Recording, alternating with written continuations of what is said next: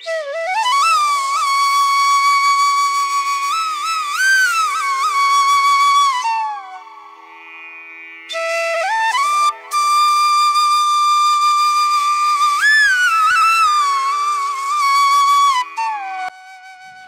Everyone, good morning. আমি সাথী নতুন আরও একটি ঝলমলে ব্লগে সবাইকে ওয়েলকাম জানাচ্ছি।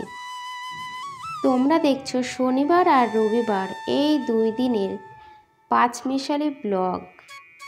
যাই হোক, গত 5 দিন ধরে অসুস্থতার কারণে আমি কোনো রকম ভিডিও দিতে পারিনি। আর সত্যি কথা বলতে মানে মোবাইল ছিল একদিকে আর আমি ছিলাম আর একদিকে, এরকম করেই 5টা দিন কাটিয়েছি। তো কারোর ভিডিও দেখতে পারিনি। চলো আজ থেকে আবার শুরু করলাম রেগুলারের রুটিন, তোমাদের সাথে শেয়ার করব, সাথে সবার ভিডিওগুলো আগের মতো করেই ফুল ওয়াচ করব। গত 5 দিন ধরে ভিডিও দেই না, তাহলে বুঝতেই পারছো যে কতটা অসুস্থ ছিলাম। তো যাই হোক, একটু রিকভারি করেছি, ওর জন্য আজ থেকে আবার শুরু করলাম। তো সকালবেলায় শুরু করলাম ছাদ বাগান দিয়ে, কারণ এই শীতকালেই ছাদ বাগানটা তোমরা বেশি দেখতে পাবে, গরমকালে আর দেখতেই পাবে না। কারণ গরমকালে এখানে মরুভূমি হয়ে যায়। এখানে মানে কি আমার বাড়িতে আর কি, তখন ছাদে আর কি শাক থাকে, কোনো সবজি থাকে না। কোনো সবজি রৌদ্রের তাপে হতে চায় না, শুধুমাত্র বেগুন থাকে আর শাক থাকে। চলো, সকালবেলা এসে দেখলাম একটা বেদানা আর কি ফেটে গেছে, তো সেটাই তুললাম।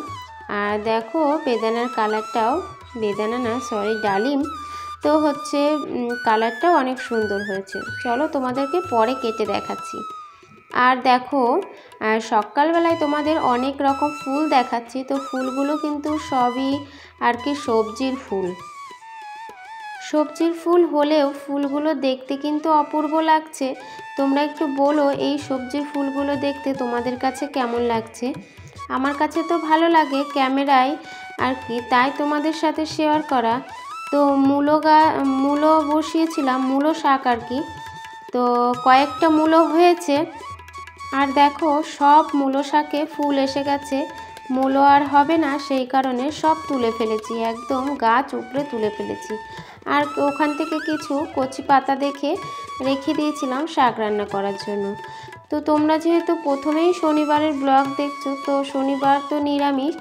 সকালবেলায় করেছিলাম একটু ফেনা ভাত, সাথে আলু সিদ্ধ আর একটু হয়তো বেগুন ভাজা ছিল মনে হয়। তো চলো, সকালের খাওয়া দাওয়া শেষ, বুঝলে।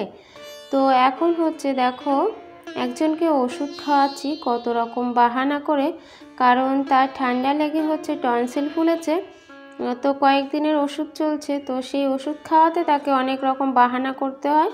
তো দেখো একটু ওষুধ খাওয়া শেষ আর কেমন করলো আর কি।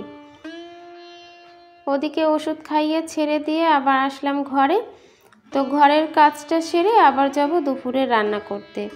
তো হয়তো দুপুরের রান্নাটা, যেহেতু শনিবার তো কী আর রান্না হবে বলো, নিরামিষ, দেখাইনি তোমাদের। যাই হোক, এখন ঘরটা পরিষ্কার করব, আর তারপরে ঘর পরিষ্কারের সাথে সাথে একেবারে হচ্ছে হলঘরটাও ঝাড় দিয়ে নিই। তো চলো আর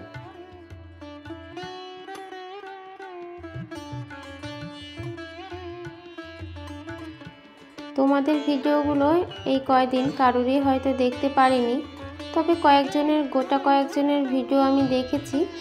আর আজ থেকে তো আবার শুরু করলাম নিয়মিত আর কি সব কিছু করা। তো এই দেখো বেদানাটা এখন ছাড়াচ্ছি, আর কত সুন্দর লাল টকটকে হয়েছে, সত্যি দানাগুলো বড় বড় হয়েছে আর একদম লাল টুকটুক করছে, দেখতেও ভালো লাগছে।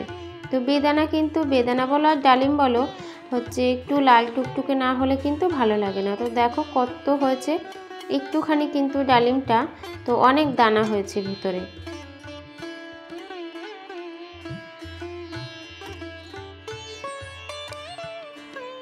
ডালিমগুলো গাছ থেকে তুলি না, যখন ফাটে আর কি, মানে ফেটে যায়, তো সেই সময় গাছ থেকে পারি, তার আগে তুলি না, কারণ তার আগে তুললে কি হয় জানো তো, ভেতরে না সাদা সাদা থেকে যায়, ভালো করে বাতি হয় না। তো চলো এখন শুরু করেছি রবিবারের ব্লগ। রবিবারে ছিল তো সরস্বতী পুজো, এবারে সরস্বতী পুজো 2 দিন পড়েছে, রবিবার আর সোমবার 2 দিন। তো রবিবারেই ও আজ আর কি সাজগোজ করছে। তখন হয়তো বেলা কটা বাজে, ওই হয়তো 12টা 12:30 বাজে, তখন সাজগোজ করছে। বললাম যে ওর তো শরীরটা খারাপ, টনসিল ফুলেছে, বললাম শাড়ি পরতে হবে না, এমনি জামা কাপড় পরো, কিন্তু সে তো কিছুতেই শুনবে না, শাড়ি সে পরবেই। তো চলো যাই হোক করে আর কি, শাড়ি তো হয় না, আমারই শাড়ি। তো দেখো পেটটা কেমন ফুলে গেছে, একদম মোটা মোটা লাগছে, বডিটা সরু আর হচ্ছে নিচের দিক থেকে মোটা।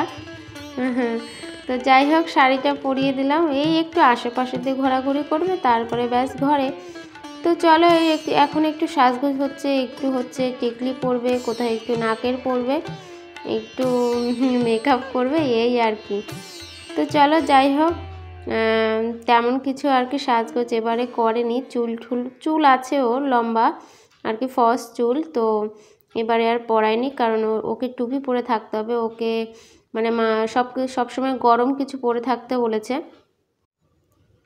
ওকে ওদিকে রেডি করে দিয়ে আসলাম, তারপরে চলে এলাম রান্নাঘরে রান্না করতে।